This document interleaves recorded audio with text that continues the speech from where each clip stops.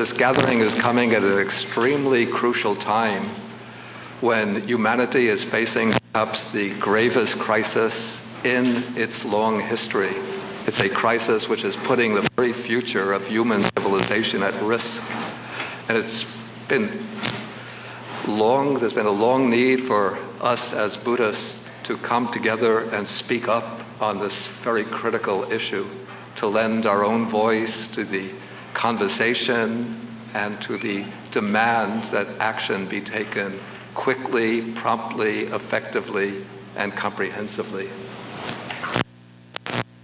In 2009, I was invited to go to Copenhagen to participate in a kind of spiritual conference on the environment alongside the official conference that was taking place. And I sort of mapped out my own thinking on the climate crisis in the form of what I call the Buddhist diagnosis of the climate crisis.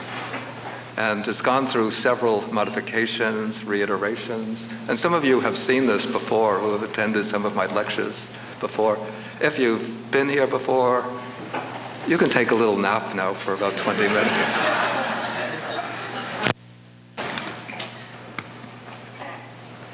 And usually the presentation is about an hour, even hour and a half. Now I have to compress it into 20 minutes, so I'm going to skip over some parts, or go through some parts rather quickly. So I use the template of the Four Noble Truths as the main set of categories for diagnosing the climate crisis. And so we start with what I call the ecological truth of suffering. These are future perils and creeping crisis. And this is what I'm going to go through quickly, just reading the main headings. So we have what I call the four incipient catastrophes. This will be our fate if effective action is not taken. In fact, already some of these catastrophes are starting to strike. So we have unbearable heat waves to the point where large tracts of the earth become uninhabitable, massive die-offs of other species as well as large segments of the human population, floods, violent hurricanes which will decimate whole communities, the ice sheets, Antarctica, Greenland, starting to melt, causing sea levels to rise. Island nations, coastal lands, and cities will be inundated by the rising oceans, driving out whole populations, forcing migration. The oceans grow increasingly warmer, making various forms of ocean life impossible. The ocean becomes increasingly acidified, again destroying life in the ocean, which is the foundation for the entire pyramid of life. And then there take place changes in the ocean currents, which will have impacts upon the climate in whole regions around the world, particularly the food-growing regions. So these are the four incipient catastrophes. And then underlying this are what I call the four vanishing foundations of human civilization. These are current trends which are portending the approach of the incipient catastrophes. So this affects land, soil erosion, desertification, whereby fertile land turns into desert, sea encroachment, which I already mentioned. Then we have water shortages. Because of the excessive pumping of water from the aquifers, they're becoming exhausted, so that largely populated regions are losing access to water. Vanishing glaciers. The glaciers in the Himalayas supply water to China, India, Southeast Asia. When those glaciers vanish, those regions will be left without access to water. Longer dry spells, water pollution, then food, we'll be losing our food supply, crop failures, lower grain yields, loss of fisheries, degradation of land by monoculture, and then social, it should be instability. That is, there'll be regional wars over food, land, access to water. And generally, these conflicts will be sparked by differences of ethnicity and religion, so ethnic religious conflicts. Then there'll be mass migrations from the worst affected regions, particularly in Southern Asia and Sub-Saharan Africa, to other parts of the world. States will fail and tyrannical governments can arise. Okay, so that is the ecological truth of suffering. Then we come to what I call the ecological truth of the origin of suffering, which is now we're trying to explore the roots of the crisis. And using a Buddhist perspective, I'm going to go from the more apparent, more manifest causes of the crisis, going deeper into the human mind and what underlies the functioning of the mind. Okay, so I have what I call the four pervasive global threats responsible for 1B. 1B, if you remember, are the vanishing foundations of human civilization. So we have here expanding human population, more demand for water, land, the clearing of forests to make more land for cultivation, more need for food. Poverty and population growth are sort of symbiotic in that when there's poverty, population expands, and when there's expanding population, there's more poverty. Then, through the various causes to be mentioned, there comes the heating up of the Earth's atmosphere, global warming, and then the destruction of natural ecosystems and biodiversity loss. And some of these forms of life that are being lost play extremely crucial roles in, for example, the food chain. Okay, then we go from the four pervasive global threats down to the four sustaining causes of these. You might have noticed that I'm analyzing everything in sets of four. It just turned out to be a convenient number to use. So we have, first, dependency on fossil fuels used to create electricity for agriculture. And this is an extremely important point that I'm going to come to under 3. For transport, construction, heating, and so on. Then what seems to be driving this dependency on fossil fuels? Because we're aware that we are in almost a suicidal or species suicidal situation, and yet why are the governments taking such slow action, such reluctant action, with the greatest trepidation regulating carbon emissions? Because there is a free market economic system which exalts short-term profits and other quick returns above long-term economic stability and allows corporate domination of political systems and the mass media. I call this the triumvirate of domination. 3 factors entering into this pattern of domination. It's the corporate capitalist economic system which dominates the political system so that politicians are beholden, indebted to the economic system. And there's also the corporations that exercise an exorbitant amount of control over the media, so that the media cover up and obscure the truth about what is happening. The model of industrial agriculture, this is a fact which is not well known. We always think of transport, creating electricity as causes of carbon emissions, but it's actually the industrial model of agriculture is responsible for 32% of global carbon emissions, as well as other types of environmental destruction. So land clearance, high carbon emissions, what happened? And the consumption of meat, because in order to produce animals that will provide meat, large quantities of grain have to be fed to the animals. And that requires more land, more water, more grain, more water, more land used to raise the animals that could be used to feed human beings. And then we have the reckless consumerist culture, which creates ever-increasing demands for energy. And so to provide that energy, then there's increasing reliance on fossil fuels. So these are the four sustaining causes. Then we come to the inner roots. This is where we really start to apply the Buddhist mode of investigation, taking the Buddhist principle that mind is the underlying cause of what is good and what is bad. So I didn't quite use the three unwholesome roots, but rather I used a set of four other unwholesome mental states. One is greed. This is the greed of corporations, particularly the fossil fuel corporations. But there's actually a whole interconnected network of corporations which are supporting each other in demanding the continued use of fossil fuels. So these organizations come together in things like the various chambers of commerce, ALEC, the American Legislative Exchange Council.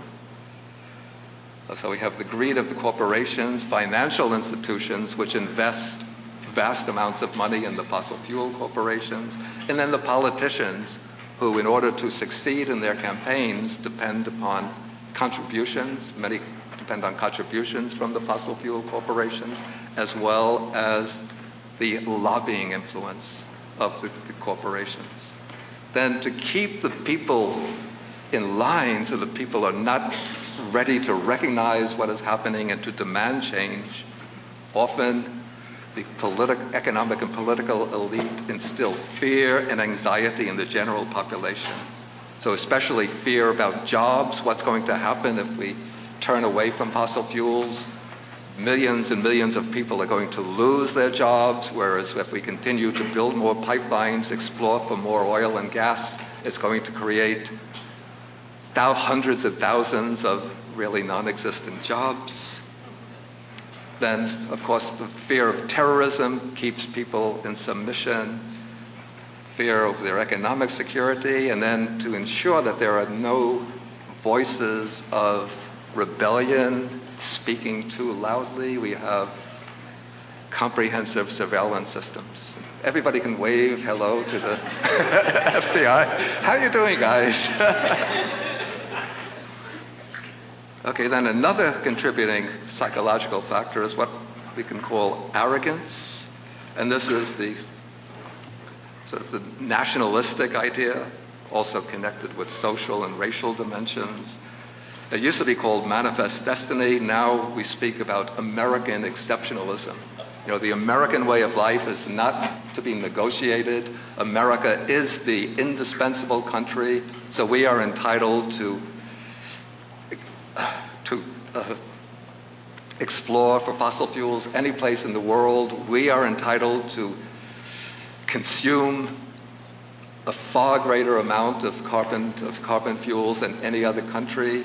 We are entitled to emit to unlimited amounts of carbon emissions because we are the special nation on the earth. So we have this sense of natural entitlement and going along with that a scorn, disregard for people, values, and cultures of the traditional world. Usually they call this the developing world, but I don't like that term because it suggests that we are the developed world, where I think we have a lot of development to learn from the so-called developing world. And then keeping all of these greed, fear, and arrogance in place is ignorance, keeping people ignorant about the forces that are sustaining the situation. So I break ignorance down to obfuscation and distraction. So obfuscation means clouding up the truth so that through enough denial, using such expressions as junk science, we need sound science. So people are confused, even, don't have the percentage, but I think the majority in Congress refuse to admit that climate change is real. They take a vote in the House of Representatives, is climate change real? The majority votes no, and so it's taken as a stated fact that there is no such thing as climate change, or it's not caused by human activity. Okay, and then the mainstream media, they'll speak about a disaster here, a hurricane here, a dry spell here, but they don't connect the dots, or at least they're reluctant to do so, and say this is all stemming from a particular underlying causal network of factors, which is what we call climate change. And then to keep people distracted, we have popular entertainment, the culture of sports stars, music stars, changing popularity figures. Okay, but going to a more deeper level is what I call the deep meta-program, the source code underlying 2C. And this is what I call an ideological cancer. It always comes down to a metaphysic, the metaphysic of personal atomism, that the ultimate reality is the private self seeking its own enhancement, its own gratification. And so this leads to an objectification of others and of nature. And going along with this is something we call the ethic, even though it seems extremely unethical, but it's the idea that rational behavior means seeking to maximize one's own private self-interest. And so through some kind of mystical process, that is supposed to lead to the welfare of the greatest number. You know, the magic hand of the market, the invisible hand of the market. And so this leads to an attitude of the commodification of nature and the objectification of other people who are treated just as means to our own personal and corporate ends. Then the application of the program leads to the quest for exponentially increasing returns on investment, ever increasing profits. And the consequence of this is the pursuit of infinite growth and the colonization of all other domains of value, human value, natural value, aesthetic value, by market value, financial value. And so what I call the critical key for decoding the system is that the pathology of the whole system arises because monetary value is exalted to the position of ultimate value. So all other domains of intrinsic life value, natural, human, and spiritual, are colonized, subjugated, and turned into instruments for maximizing monetary value. So what are we going to do about it? Skip over this. So we have the ecological truth of the cessation of suffering. So this is saving the earth and redeeming human civilization. So we must promptly and seriously address 2, A, B, C, and D. And the way to do this is what might be called the ecological noble eightfold path. And so we have first the 4 prerequisites: right view, right intentions, and right speech. Right view is clearly discerning and understanding the dangers of climate change, particularly of carbon emissions. Understanding and explaining the benefits of a transformed economy, social order, and culture. Then awakening a sense of global human justice when we recognize the impact of climate change on communities around the world, especially in the global south. And then inspiring solidarity based on universal loving kindness and compassion, not as beautiful buzzwords, but as spurs to effective, demanding, transformative action. Oops. And so we have to take 4 steps to eliminate these obstructions. One is to break the grip of the corporations on politicians. We really have to start going from the surface level to the depth level, limiting the role of money in politics through lobbying and election contributions, reject trade agreements, including the TTP and the TIPP. Oops. Reject trade agreements. And I thank Dan Layton for pointing this out again and again. Reject trade agreements that allow corporations to abrogate laws and regulations adopted by sovereign governments to protect the health, social well-being, and the natural environment. Here we see, through these trade agreements, profit takes pride of place. If there's any obstruction to corporate profit, the regulations have to be struck down because the ultimate value is corporate growth and the expansion of the economy. So break the grip of corporations over the media through stricter regulations and the breaking up of media empires. reform the political system, supporting publicly financed elections to any candidate who can gather a certain number of signatures and support.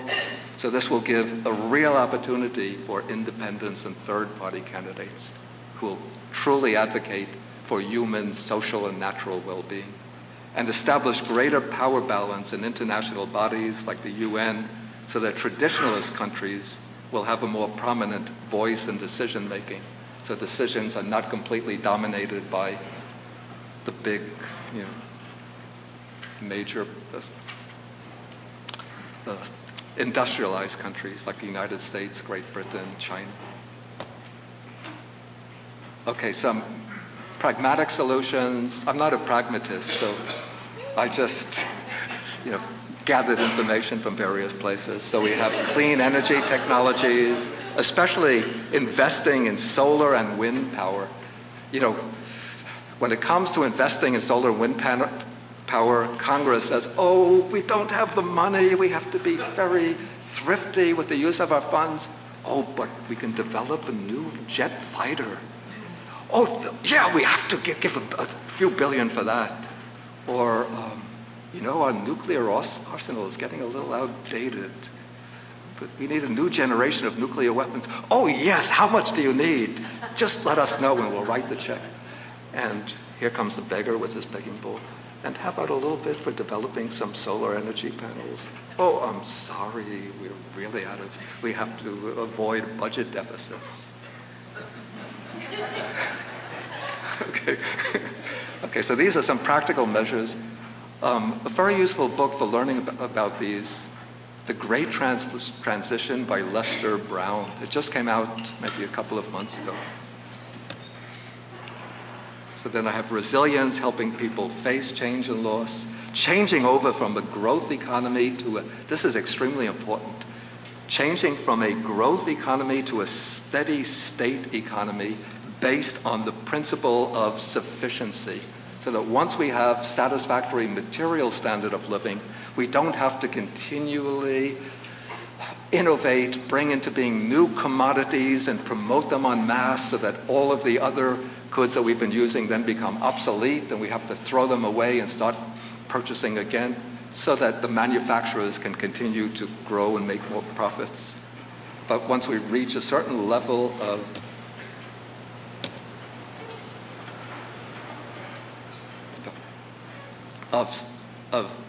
economic well-being, then we maintain this principle of sufficiency or contentment over infinite growth and endless consumption. Okay, then I have what I call cultivating spiritual mindfulness. That involves respecting natural value, reverence for the earth, honoring nature, other species, and restoring a sense of the sacredness of the cosmos. Restoring human value, the affirmation of human dignity, celebration of human unity and equality, and new models of governance rooted in intersubjective solidarity.